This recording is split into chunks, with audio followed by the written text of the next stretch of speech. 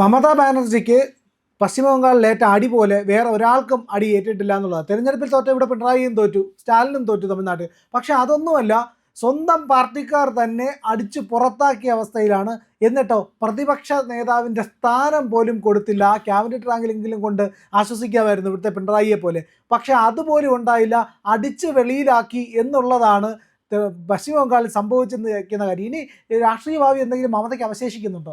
അല്ല, അതിൻ്റെ ഒരു കാരണം ഇപ്പോൾ കേരളത്തിന് നല്ല എക്സാമ്പിൾ കേരളം എടുത്താൽ മതി. കേരളത്തിൽ പിണറായി വിജയൻ പ്രതിപക്ഷ നേതാവാകാനുള്ള കാരണം തെരഞ്ഞെടുപ്പിൽ പിണറായി വിജയന് ജയിക്കാൻ വേണ്ടി പറ്റി. ഇത് മമതാ ബാനർജിയെ സംബന്ധിച്ച് സാധ്യതയില്ല. കാരണം മമതാ ബാനർജിയെ അവിടുത്തെ ബംഗാളിലെ ജനങ്ങൾ അത്രയും വെറുക്കുന്നുണ്ട്. കേരളത്തിൽ പിണറായി വിജയനെ വെറുക്കുന്നുണ്ടെന്നുള്ള വസ്തുതയാണ്. ജയിച്ചത് കണ്ണൂരായിരം രൂപയിൽ ജയിച്ചതാണ് ധർമ്മടം ജയിച്ചത്. അതിലും ഭൂരിപക്ഷമൊക്കെ നേരെ പകുതിയായി. അങ്ങനെയൊക്കെ പിണറായി വിജയൻ ജയിച്ചു. പിണറായി വിജയനോട് എത്രത്തോളം ജനങ്ങൾക്ക് വെറുപ്പുണ്ടോ അത്രയും വെറുപ്പിന് മമതാ ബാനർജിയോടുണ്ട്. മമതാ ബാനർജി ജനങ്ങൾക്ക് ഒരിക്കലും സഹിക്കാൻ പറ്റുന്നില്ല. അസാമാന്യമായുള്ള അഹങ്കാരം, അതിനേക്കാൾ ഏറെ അഴിമതി, അതിനേക്കാളേറെ സ്വജനപക്ഷപാതം, അങ്ങനെ ഏതെല്ലാം കാര്യങ്ങൾ രാഷ്ട്രീയ നേതാവിന് പാടില്ലാത്തത് അതിൻ്റെ എല്ലാത്തിൻ്റെയും മൂർത്ത രൂപമാണ് ശ്രീമതി മമതാ ബാനർജി. അപ്പോൾ അതുകൊണ്ട് അവിടുത്തെ ജനങ്ങൾ ഇവരെങ്ങനെയും പുറത്താക്കാൻ ആഗ്രഹിച്ചിട്ടുണ്ട്. അപ്പോൾ അവർ തന്നെ മരുമകനാണ് അഭിഷേക് ബാനർജി. അവർ ശ്രമം എന്ന് വെച്ചിട്ടുണ്ടെങ്കിൽ അവർ കാലശേഷം ഇയാൾക്ക് പട്ടാഭിഷേകം നടത്തണം. അതാണ് ഇയാളുടെ മോഹം. ഇപ്പം നമ്മുടെ പിണറായി വിജയൻ്റെ മോഹം അങ്ങനെ തന്നെ. അയാൾക്ക് ശേഷം മുഹമ്മദ് റിയാസിനെ കൊണ്ടുവരാനുള്ള ശ്രമത്തിലാണ് അയാൾ. മറ്റേ അതേ സമയത്ത് ഈ ബംഗാളിലെ ജനങ്ങൾ ഇത് പരിധി വിട്ട് കേരളത്തിലെ ജനങ്ങളെ പോലെ ഇതിനെ അംഗീകരിക്കാൻ വേണ്ടി തയ്യാറില്ല. കാരണം അഭിഷേക് ബാനർജി വലിയൊരു അഴിമതിക്കാരനാണ്. അയാൾ പ്രധാനപ്പെട്ട കഴിഞ്ഞ ദിവസം അയാളുടെ പ്രസംഗം തന്നെ ഉണ്ടായിരുന്നു. അയാൾക്ക് ഏത് അധികാരം കിട്ടിയാൽ അയാൾ ചില ആളുകളെ വെച്ചുകൊണ്ട് അവിടെയുള്ള ഹിന്ദുക്കളെ മുഴുവൻ കൂട്ടക്കൊല ചെയ്യാൻ തീരുമാനിക്കുന്നു. അവിടെ ബംഗാളിലെ ഹിന്ദുക്കൾ അങ്ങനെയൊന്നുമില്ല. അത് പഴയ കാലത്ത് സ്വാമി വിവേകാനന്ദൻ്റെ പാരമ്പര്യമുള്ളവരാണ്, അല്ലെങ്കിൽ ശ്രീരാമകൃഷ്ണ പരമഹംസന്റെ പാരമ്പര്യമുള്ളവരാണ്, രവീന്ദ്രനാഥ ടാഗോറിന്റെ പാരമ്പര്യമുള്ളവരാണ്, രാജാറാം മോഹൻ്റെ പാരമ്പര്യമുള്ളവരാണ്.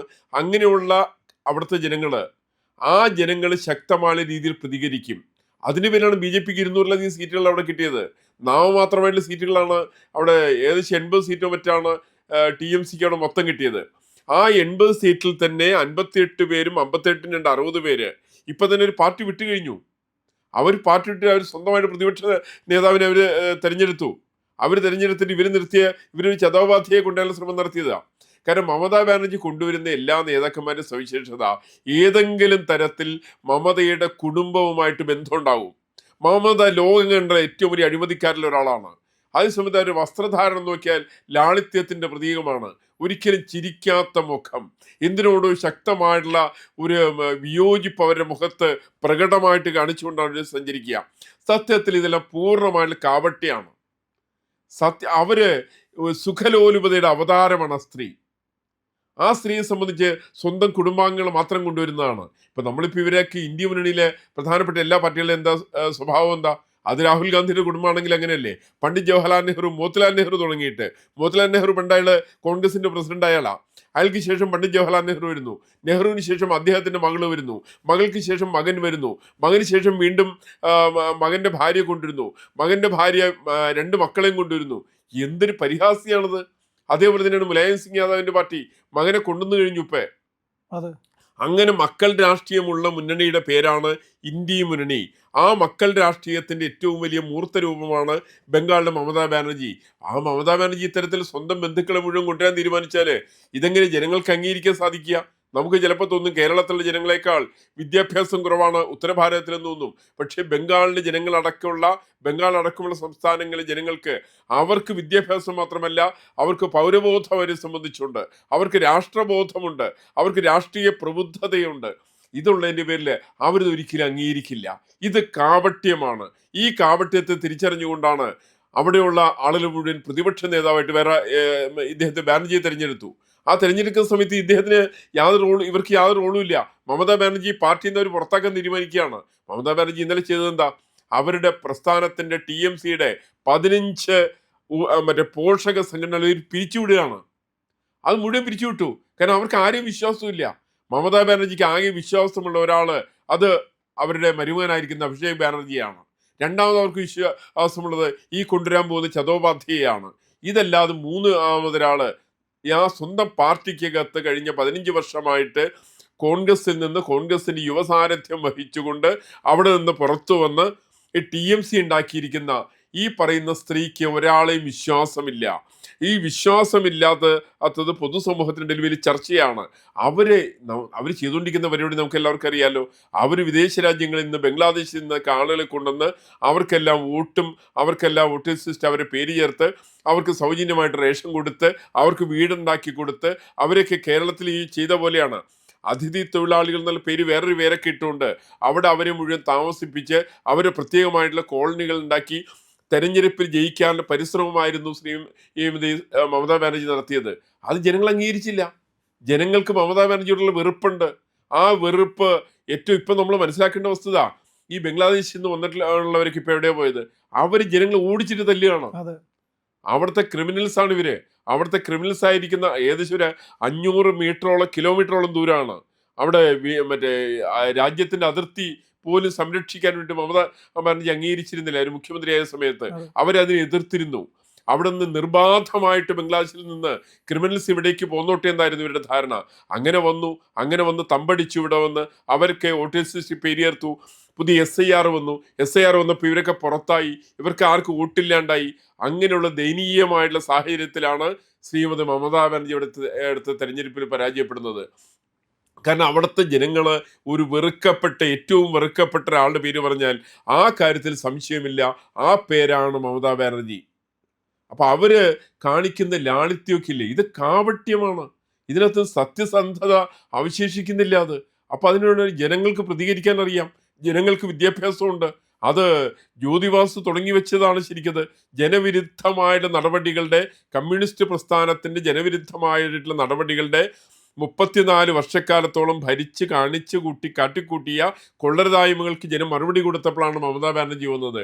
ആ മമതാ ബാനർജി 15 കൊല്ലം കൂടി ഭരിച്ചപ്പോൾ 49 വർഷമാണ് പാവപ്പെട്ട ബംഗാളികളുടെ ജീവിതം തുലയ്ക്കപ്പെട്ടത്.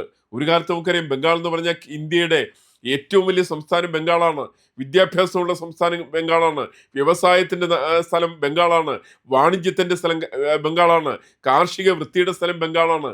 അങ്ങനെയുള്ള ബംഗാളിൽ ഒരു നേരത്തെ ആഹാരത്തിന് വേണ്ടിയിട്ട് ആളുകൾ നെട്ടോട്ടം ഓടുന്ന രീതിയിൽ നാടിനെ നശിപ്പിച്ചതിൽ വലിയ ആദ്യത്തെ പങ്കുവഹിച്ചത് കമ്മ്യൂണിസ്റ്റ് നേതാവായിട്ടുള്ള ജ്യോതിവാസു ആണെങ്കിൽ രണ്ടാമത്തെ അതിൻ്റെ തുടർച്ചയായിട്ടുള്ള ഭരണം നടത്തിയിട്ടുള്ള മമതാ ബാനർജിയുടെ പങ്കും വളരെ വളരെ വലുതാണ്.